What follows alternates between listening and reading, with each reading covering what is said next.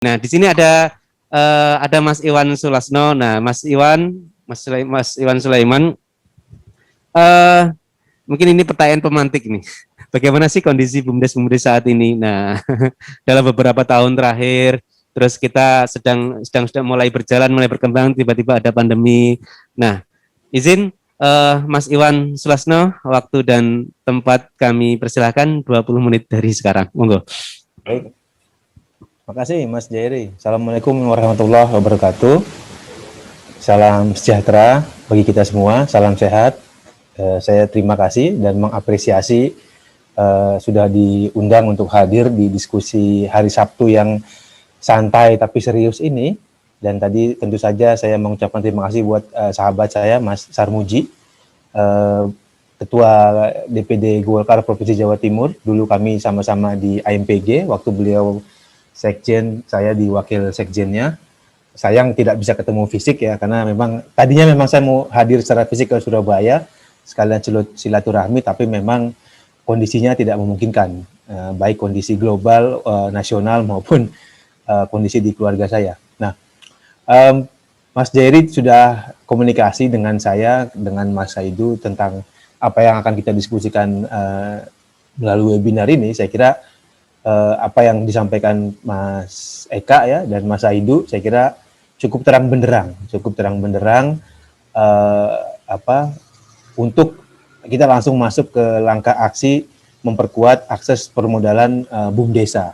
Nah, tapi memang tadi yang pertanyaan tadi Mas Jerry, saya kira seperti apa kondisi BUMDes, ya saya harus mengatakan memang mengkhawatirkan.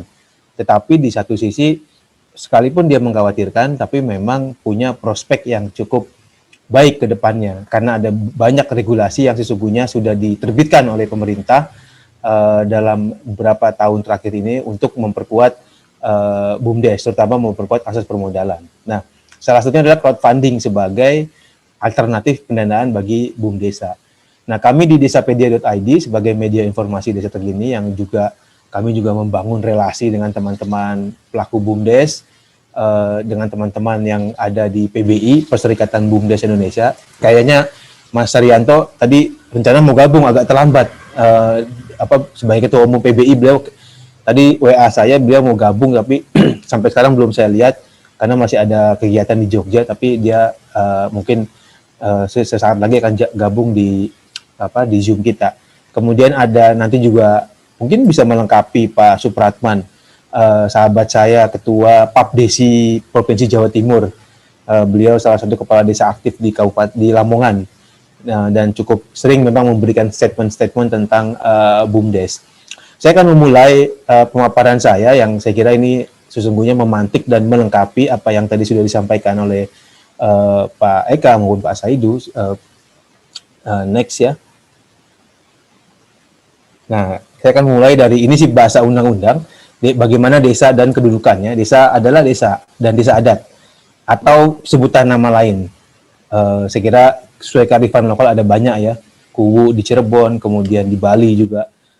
Saya kira ada banyak nama desa sebagai kesatuan masyarakat hukum yang memiliki batas wilayah yang berwenang untuk mengatur dan mengurus urusan pemerintahan, kepentingan masyarakat setempat berdasarkan prakarsa masyarakat, hak asal usul, dan atau hak tradisional yang diakui dan dihormati dalam sistem pemerintahan Negara Kesatuan Republik Indonesia. Jadi sesungguhnya sebelum Republik ini ada, desa sudah ada. Itu yang kemudian menjadi salah satu dari pertimbangan dulu DPR RI sejak tahun 2012 dan sampai 2014 menyusun Undang-Undang Nomor 6 tahun 2014 tentang desa. Yang saat ini jumlahnya sudah dua bulan terakhir ini semakin bertambah jumlah desa seiring dengan banyaknya pemekaran desa. Sudah 74.961 desa. Jadi saya kira ini juga yang tadi Pak Sarmuji sudah sempat singgung, karena geliat bisnis BUMDes di desa juga semakin berkembang, dan nanti kita akan ke sana paparan saya berikutnya, Mas. Nah, ini menarik, ada bagaimana peraturan perundang-undangan tentang BUMDesa mengatur. Pertama ya, kita semua tahu Undang-Undang Nomor 6 tahun 2014 tentang desa. Halo ya Om. Bahwa BUMDes selanjutnya disebut BUMDesa sesuai Permendes yang nomor 3 tahun 2021 baru dirilis. adalah badan usaha yang seluruh atau sebagian besar modalnya dimiliki oleh desa melalui penyertaan secara langsung yang berasal dari kekayaan desa yang dipisahkan guna kemudian mengelola aset, jasa pelayanan, dan berbagai usaha lainnya yang untuk sebesar-besarnya digunakan untuk kesejahteraan masyarakat desa. Nah, lahirnya Undang-Undang Desa tentang pengaturan BUMDes, memang di Undang-Undang Desa ada pasal yang menyebutkan desa dapat membentuk BUMDes. Artinya memang tidak sebuah keharusan, tetapi hampir semua, saya kira 74.961 desa, hampir semua sudah membentuk BUMDes. Tapi bagaimana posisinya, bagaimana perannya, itu memang yang kemudian berbeda-beda antara satu desa dengan desa lain. Saya kira Jawa bisa menjadi lesson learn ya, bisa menjadi pelajaran-pelajaran yang berharga untuk melihat bagaimana perkembangan BUMDes sejauh ini, yang nanti saya juga akan menjelaskan. Nah, munculnya Undang-Undang Nomor 11 tahun 2020 tentang Cipta Kerja, yang saya kira ini dibidani oleh Kementerian Perekonomian, ini juga memperkuat, at least BUMDes adalah badan yang didirikan oleh desa dan atau bersama-sama guna mengolah usaha, aset, mengembangkan investasi, mengembangkan produktivitas, jasa pelayanan, atau berbagai jenis usaha lainnya, sama seperti Undang-Undang Desa, untuk kesejahteraan masyarakat desa. Nah, yang menarik dari Undang-Undang Cipta Kerja adalah BUMDesa dapat membentuk unit usaha berbadan hukum. Tentu tadi sesuai dengan kebutuhan dan tujuan. Kita semua tahu di Permendes sudah diatur bahwa satu desa, satu BUMDes, tetapi dalam satu BUMDes itu boleh memiliki banyak unit usaha. Dan itu sudah banyak dilakukan oleh kawan-kawan di pemerintah desa, di pegiat-pegiat desa yang sudah membentuk BUMDes. Jadi nanti saya akan coba jelaskan bagaimana geliat bisnis satu BUMDes yang sudah memiliki banyak berbagai jenis usaha. Jadi memang saya kira Undang-Undang Cipta Kerja ini paling tidak menjawab ya kebingungan regulasi, ketidaktegasan regulasi sebelumnya, bagaimana untuk mengembangkan BUMDes sejauh ini yang sejak 2014 sampai 2020 sebelum lahirnya Undang-Undang Cipta Kerja memang banyak problem, banyak persoalan BUMDes. Meskipun memang setiap tahun BUMDes selalu diberikan hibah melalui dana desa yang kemudian itu ditetapkan dalam bentuk peraturan kepala desa. Dan memang banyak keluhan-keluhan bagi mereka yang mengatakan, wah Mas Iwan nggak cukup kalau kami hanya mengandalkan hibah dana desa, karena kami butuh pengembangan modal lagi untuk mengembangkan usaha-usaha kami. Dan ya alhamdulillah agak terjawab memang melalui Undang-Undang Cipta Kerja ini. Berikutnya Mas. Next, ya.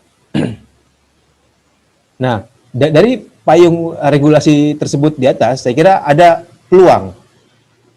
Pertama, BUMDes sejatinya ada tetap ya lembaga sosial yang harus berpihak kepada kepentingan masyarakat desa melalui kontribusinya dalam penyediaan pelayanan sosial di samping ekonomi. Jadi roh BUMDes itu gotong royong, semangat kekeluargaan sejatinya harus tetap dipertahankan oleh seluruh BUMDes, even meskipun saat ini sudah ada BUMDes harus berbadan hukum yang itu bisa punya peluang lebih baik lagi. Nah, peluang yang kedua adalah desa memiliki BUMDesa dengan pertimbangan profitable tentu saja, karena sudah menjadi badan hukum, jadi ada pertimbangan profitable dengan tetap memaksimalkan aspek sosialnya. Ini yang sering menjadi keluhan dulu sebelum Undang-Undang Cipta Kerja lahir.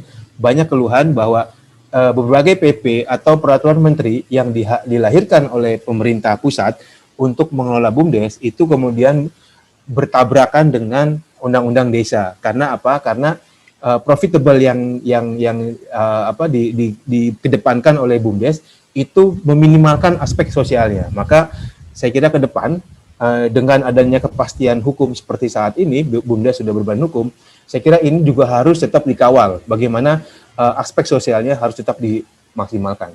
Paling tidak untuk warga desa tersebut. Berikutnya. Nah, ini agak menjawab tadi pertanyaan Mas Jairi, apa sih problem permasalahan BUMDesa selama ini? Dari temuan-temuan kami, dari berbagai saya ke lapangan, ketemu dengan para praktisi, para pakar, saya kira pertama harus diakui, permasalahan utama yang dihadapi BUMDesa saat ini adalah belum optimal berperan sebagai penggerak ekonomi desa. Jadi ya, yang saya katakan tadi di awal, memang semua sudah ada, semua sudah lahir BUMDes di hampir semua desa di seluruh Indonesia. Tapi memang perannya dalam konteks penggerak ekonomi desa itu memang masih minim sekali. Nah, yang kedua, ini sama perdebatannya dengan perdebatan di perangkat desa ya. Pengurus sebagian pengurus BUMDes sebagian besar diambil dari keluarga perangkat desa atau bahkan tim sukses kepala desa saat Pilkades berlangsung. Nah, ini saya kira perdebatan ini seringkali muncul dan pasti muncul sama seperti kalau kita perdebatan tentang perangkat desa. Nah, ini yang saya kira poin 2 ini saya kira harus diantisipasi. Misalnya apakah ada fit and proper test kah, atau ada yang berbasis kompetensi yang dilakukan oleh kepala desa agar BUMDes tersebut bisa paling tidak bisa memperkuat tata kelolanya seperti yang tadi Mas Saidu harapkan dan Pak Eka pembicara ya. Nah, yang ketiga, permasalahan ketiga yang saya cermati adalah penyertaan modal dilakukan tiap tahun. Pasti tiap tahun dilakukan, tapi BUMDes tetap tidak menghasilkan. Jadi bahkan di salah satu kabupaten di Kalimantan Utara ada satu peraturan bupati yang itu sudah saklek, sudah final per tahun dana desa sisihkan 100 juta untuk BUMDes, dan itu ya itu yang kemudian menjadi keluhan, apa yang bisa kami lakukan dengan 100 juta misalnya seperti itu. Nah, ini yang penyertaan modal yang saya kira karena dalam prioritas penggunaan dana desa yang setiap tahun dikeluarkan dalam bentuk Permendes oleh Kemendes, itu salah satunya adalah salah satu prioritasnya adalah dalam bentuk penyertaan modal kepada BUMDesa. Nah, yang keempat, saya kira ini permasalahan semua ya, permasalahan kita semua yang ada di desa tentu saja, lemahnya sumber daya manusia di desa. Ya kita kalau mau jujur, perangkat desa, BUMDes, saya kira itu masih harus diperkuat peningkatan kapasitasnya. Nanti di ujung saya akan coba bagaimana mengkaitkan penguatan sumber daya manusia ini dengan upaya untuk memperkuat akses permodalan BUMDesa. Dan yang kelima, ya memang sudah ada geliat yang udah on the track lah paling tidak saat ini. Tapi overall yang kami lihat sejauh ini sebagai lembaga ekonomi desa, BUMDesa belum memaksimalkan dan memanfaatkan teknologi digital. Tadi Mas Saidu, Pak Eka sudah menyampaikan melalui e-commerce misalnya, melalui crowdfunding yang malah hari ini kita sedang diskusikan, atau fintech dan lain-lain.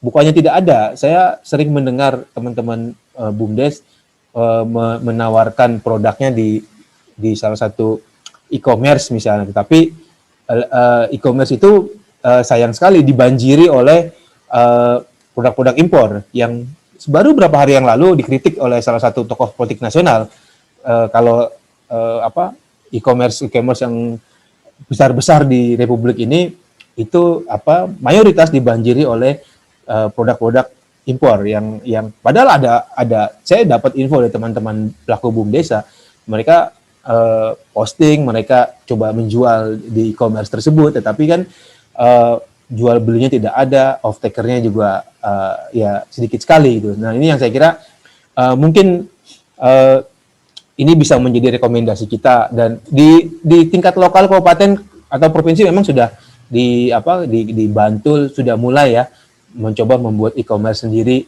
yang memang itu spesifik menjual produk-produk dari BUMDesa, dan nanti mungkin ini bisa di konteksnya Jawa Timur misalnya itu bisa difasilitasi misalnya oleh kawan-kawan AMPI Jawa Timur, karena yang saya tangkap dari kawan-kawan baik Mas Sarmuji dan teman-teman yang lain tadi, Pak Ketua AMPI, dan saya juga berharap pertemuan ini kayak semacam kick off untuk kita memperkuat akses permodalan, memperkuat SDM BUMDesa, paling tidak mulai dari Jawa Timur dulu, karena banyak sesungguhnya lesson learn pelajaran-pelajaran berharga yang sudah dilakukan oleh kawan-kawan pelaku BUMDesa di Jawa Timur. Berikutnya, dari 5 permasalahan BUMDesa ini, bagaimana kemudian kita melihat perkembangan BUMDesa? Ya, pertama jujur sudah menciptakan lapangan pekerjaan di desa BUMDesa ini. Kemudian sejauh ini ada 145 BUMDesa yang sudah tersebar di seluruh Indonesia dengan omsetnya di atas 1 miliar. Nah, itu paling banyak di Bali dan di Jabar. Malah yang kami dapatkan dari 145 BUMDesa tersebut di Bali dan Jabar. Kalau nggak salah di Jawa Timur justru hanya ada 3. Nah, jenis usaha BUMDesa dengan omset di atas 1 miliar tersebut itu 89% ya, atau 129 BUMDesa itu memang memiliki usaha jasa keuangan, ya simpan pinjam, perkreditan. Nah itu yang tadi yang saya sampaikan. Jadi mereka lah yang udah ya apa ya udah hampir sustain lah bisnis geliat bisnisnya karena sudah ada omset di atas 1 miliar. Tapi memang mayoritas 89% itu usahanya jasa keuangan. Jadi mungkin selebihnya ya perdagangan umum atau desa wisata dan lain-lain. Nah, lalu seperti apa geliat bisnis BUMDesa di Jawa Timur yang tadi saya sampaikan sangat prospektif. Ya kita lihat bagaimana desa Sekapuk yang itu di Gersik ya cukup viral, artinya itu bisa menjadi pembelajaran, bisa menjadi pembelajaran bagi kawan-kawan BUMDesa yang lain untuk mengadopsi apa yang dilakukan oleh desa Sekapuk yang saya kira itu cukup kreatif dan inovatif. Kemudian di Nganjuk juga ada BUMDesa di desa Pandantoyo itu yang mengelola pisang Cavendish. Itu saya kira cukup prospektif apa yang dilakukan teman-teman di sana. Bahkan dari situ mereka punya bukan hanya mengelola pisang tetapi juga mereka sudah membuat minimarket sembako, ada wisata geopark, ada mengelola outbound ya arahnya ke desa wisata ya Bapak Ibu sekalian dan kolam renang itu. Nah, di Nganjuk juga temuan kami dengan kawan-kawan ada di Balongasem itu mereka punya sepatu. Jadi ada BUMDesa yang dapat dana hibah dari dana desa setiap tahun, kemudian itu digunakan untuk memproduksi sepatu yang mereknya Bakers. Jadi Bakers ini ya insya Allah cukup bisa bersaing lah mudah-mudahan dengan merek-merek branded lainnya paling tidak di Jawa Timur. Nah kemudian masih di Jawa Timur, saya kira Malang juga tahun lalu ini juga pegiat BUMDesa cukup baik, bisa menjadi pembelajaran buat kita semua kalau kita nanti ingin melakukan plan of action dari webinar ini, karena mereka ada 5 BUMDes yang dianggap sangat berprestasi, kemudian membuat Kabupaten Malang itu sukses menjadi juara umum BUMDesa Award di tahun lalu, tahun 2020. Nah, di luar itu juga kita tahu semua desa wisata Pujon Kidul itu saya kira hampir tiap hari dikunjungi oleh para pelaku BUMDes dan Pemdes dari berbagai wilayah di Indonesia untuk belajar tentang bagaimana pengembangan desa wisata di Pujon Kidul ini. Nah, kemudian keluar dari Jawa Timur, saya kira misalkan ada geliat bisnis di Klaten. Nah, ini menarik di desa Kemudo ya, nama BUMDesanya Kemudo Makmur itu. Di sana mereka bekerja sama dengan Danone. Jadi mereka bekerja sama dengan kalangan industri, kemudian membentuk unit usaha pengelolaan limbah kering industri furnitur Jati Belanda.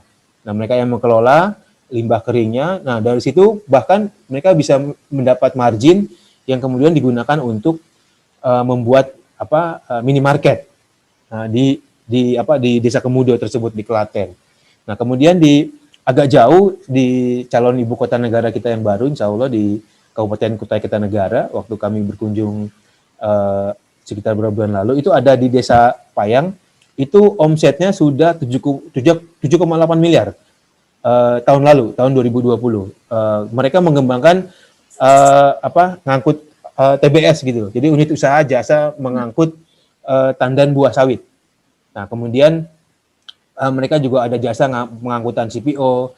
Nah, marginnya mereka juga gunakan untuk membuka usaha catering bagi karyawan-karyawan yang banyak perusahaan-perusahaan nasional atau multinasional yang ada di Kabupaten Kutai Kartanegara. Itu di desa Payang itu yang memang di situ setahu saya mayoritas memang transmigran ya. Dulu banyak orang berbahasa Jawa Timur, Jawa Tengah dan Jawa Barat. Nah, itu yang saya kira ini geliat-geliat bisnis BUMDes, baik di Jawa Timur, di Jawa Tengah, di Kutai Kartanegara, dan masih banyak lagi saya kira. Di Bali tentu saja, terutama desa wisata yang ini sesungguhnya membutuhkan backup, membutuhkan pengembangan dan pendampingan yang lebih real dari kita semua sebagai salah satu stakeholder untuk memperkuat BUMDesa. Paling tidak kita bisa memulai dari Jawa Timur. Nah, yang berikutnya dengan perkembangan BUMDes tersebut, next, Mas. Ya, ada 4 yang coba saya ingin sampaikan. Kalau tadi saya kira ini mencoba menjawab dan merespon apa yang Mas Eka sampaikan, apa yang Mas Ayu sampaikan, bahwa memang BUMDes butuh akses permodalan yang kuat, butuh didampingi, butuh difasilitasi.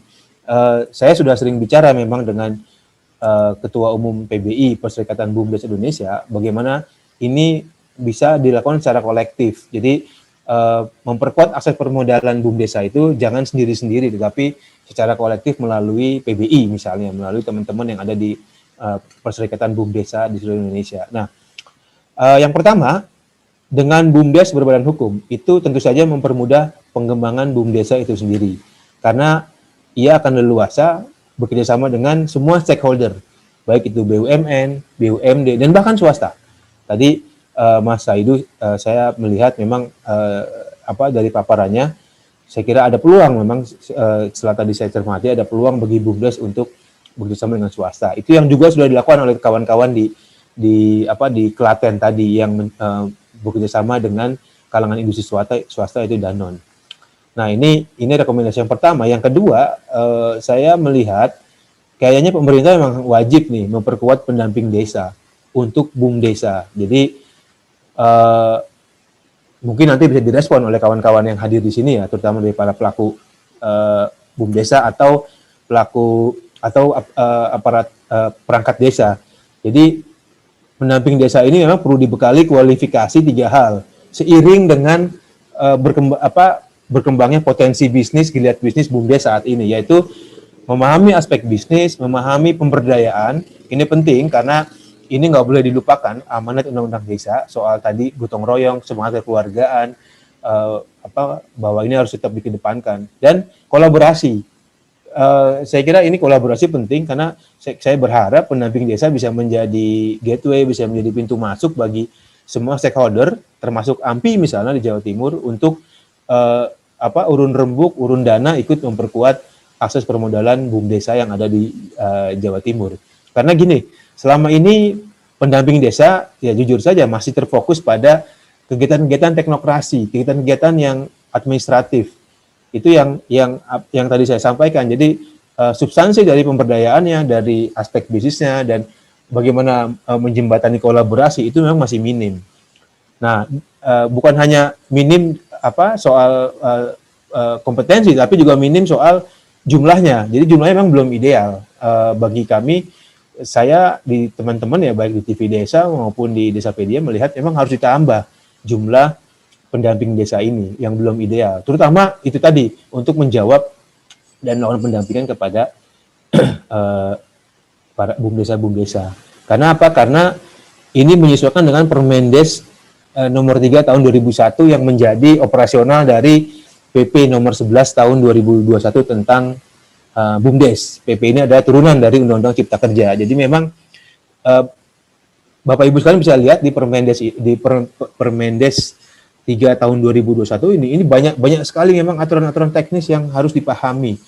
Karena akan ada pemeringkatan, akan ada pembinaan, pengawasan, akan ada jadi akan dilihat nih track record dan perkembangan BUMDes setiap tahun oleh pemerintah melalui Kemendes, yang itu sudah diatur di Permendes nomor 3 tahun 2021. Jadi kemudian harus registrasi, kemudian bagaimana mengatur pengadaan barang dan jasa di BUMDesa juga itu ada diatur di dalam Permendes nomor 3 tahun 2021 yang ini memang dibuat untuk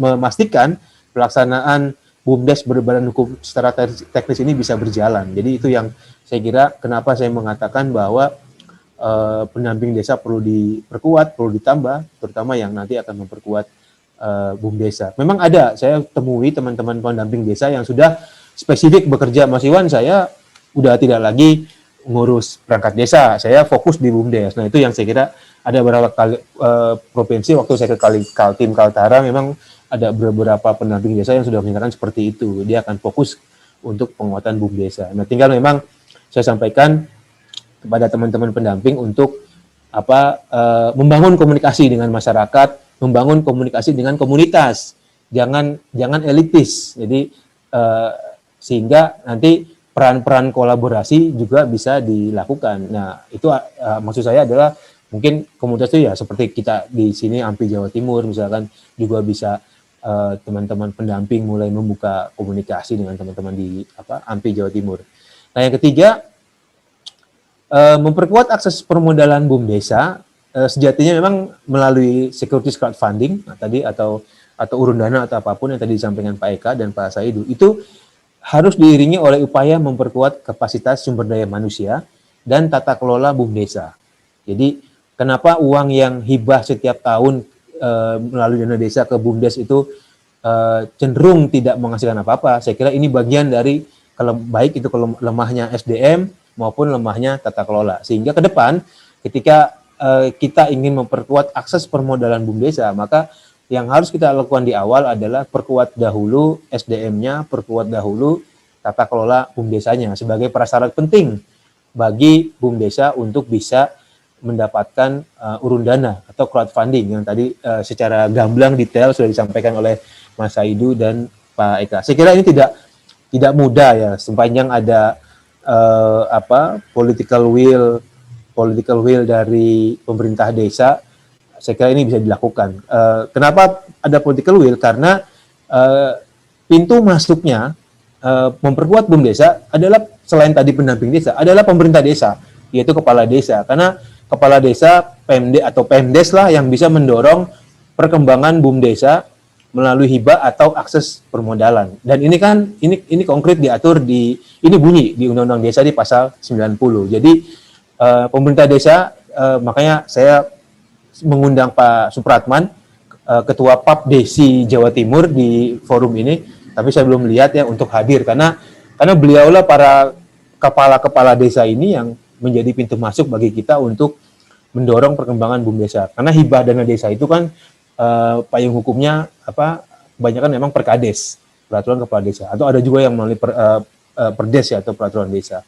Nah, jadi ya pendamping desa, ya perangkat pemerintah desa, saya kira ini adalah dua pintu masuk penting bagi kita semua untuk memperkuat teman-teman para pengurus BUMDesa. Nah, yang terakhir, saya selalu tekankan sekali lagi bahwa BUMDesa sejatinya tetap harus mengusung semangat sosial, gotong royong, dan kekeluargaan untuk meningkatkan taraf hidup kesejahteraan desa, sebagaimana ini juga sudah diamanatkan dalam Undang-Undang Desa. Nah, ini yang saya kira berulang kali saya selalu sampaikan ke kawan-kawan, jangan melulu berpikir profitable, tapi pikirkan juga masyarakatnya di desa, karena ada yang komplain misalnya kami punya toko kelontong itu nggak berkembang karena ada BUMDes juga yang mengembangkan core bisnis yang sama misalnya. Nah, ini yang saya kira harus dipikirkan baik oleh pemerintah desa maupun oleh para pengurus BUMDesnya, karena semangat BUMDes tetap gotong royong, kekeluargaan, dan meningkatkan kesejahteraan warga desa seperti yang sudah ditunjukkan oleh Mas Gondrong ya, kepala desa di Desa Sekapuk di Gresik gitu, yang saya kira kami juga belum kesempatan ketemu fisik dengan beliau, tapi memang banyak lesson learned, banyak pelajaran-pelajaran berharga yang bisa didapat dari sana. Nah, di BUMDesa ini, karena tadi saya sampaikan ada 74.961 desa, artinya akan ada 74.900 BUMDes. Di luar itu ada yang disebut BUMDes bersama.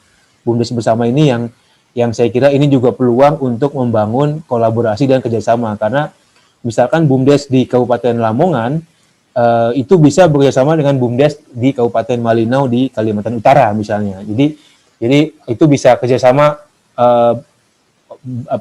lintas kecamatan, kabupaten, bahkan provinsi. Jadi yang disebut BUMDes bersama itu. Nah, ini yang mulai banyak dijajaki ya. Tapi pelajaran yang paling menarik, paling baik dari BUMDes bersama, sementara ini memang baru antar kecamatan yang ada di Kabupaten Bantul, di kampung bapak saya di Yogyakarta itu. Nah, itu yang saya kira selain tadi BUMDes yang bisa kita dorong melalui akses permodalannya, tapi juga ada BUMDes bersama yang itu juga saya kira menarik untuk kawan-kawan kita semua dampingi dan kita perkuat, terutama dari aspek permodalannya. Saya kira itu yang bisa saya sampaikan. Ini sekedar memantik diskusi kita kali ini. Memang masih banyak permasalahan, tadi yang sudah saya ungkap permasalahan saat ini, tapi memang ketersediaan regulasi saya kira sudah cukup. Sudah ada Undang-Undang Desa, Undang-Undang Cipta Kerja, sudah ada PP nomor 11, sudah ada Permendes nomor 3 tahun 2021. Saya kira ini tinggal kita bergerak memaksimalkan semua potensi kita yang ada. Makanya saya sampaikan tadi yang paling penting adalah kolaborasi, pemberdayaan, dan apa tadi soal permodalan itu. Saya kira itu, Mas Jerry, yang bisa saya sampaikan. Semoga pas 20 menit ya. Terima kasih. Assalamualaikum warahmatullahi wabarakatuh. Waalaikumsalam warahmatullahi wabarakatuh. Terima kasih Mas Iwan Sulasno. Kalau kita berjalan ke desa itu sebenarnya semangat membangun desa itu dari teman-teman pengelola BUMDes itu sangat luar biasa. Di tengah keterbatasan SDM maupun keterbatasan modal, mereka itu semacam kerja itu 24 jam. Saya beberapa lihat itu teman-teman yang terutama yang pengelola yang unit usahanya itu unit usaha wisata itu nggak pernah berhenti. Bagaimana harus menggait wisatawan, bagaimana harus mengelola pembaruan wisatanya, terus bagaimana mengelola keuangan itu saat ini ya agak prihatin ketika harus dilanda pandemi, terus tapi ada berkah ketika pandemi ini. Tapi tadi sempat Mas Iwan menyebut kolaborasi. Nah, mungkin teman-teman BUMDes maupun pengelola wisata bisa cooling down sebentar untuk memperbaiki internal, terus kita mencoba untuk berkolaborasi lagi. Nanti syukur-syukur kalau memang pandemi ini lebih cepat berlalu, kita bisa langsung ngegas. Berarti ada semangat baru lagi yang ditumbuhkan oleh teman-teman pengelola BUMDes maupun wisata. Terima kasih Mas Iwan. Ya, Mas Jerry, sedikit saja. Saya ada yang saya tambahkan soal tadi ketersediaan regulasi di prioritas Prolegnas 2021. Nanti mungkin Mas Sarmuji bisa mengkonfirmasi ini. Itu rancangan Undang-Undang BUMDes sudah masuk menjadi bagian dari prioritas Prolegnas 2021. Jadi saya juga ini sudah ada Undang-Undang Cipta Kerja, Undang-Undang Desa, PP dan sebagainya. Tapi ternyata ada pihak yang DPD RI yang mendorong lahirnya undang-undang khusus tentang BUMDesa, dan itu sudah masuk di prioritas Prolegnas 2021. Mungkin ini juga bisa kita cermati ke depan bagaimana kita melihat RUU BUMDes ini bisa memfasilitasi apa yang kita diskusikan hari ini soal akses permodalan. Begitu Mas Jerry, terima kasih. Siap Mas Iwan atas informasinya. Semakin menarik ini. Teman-teman simpan dulu untuk pertanyaan. Nanti saya akan beberapa manggil untuk teman-teman pengelola BUMDes maupun Pak Supratman. Tadi sudah kelihatannya sudah masuk.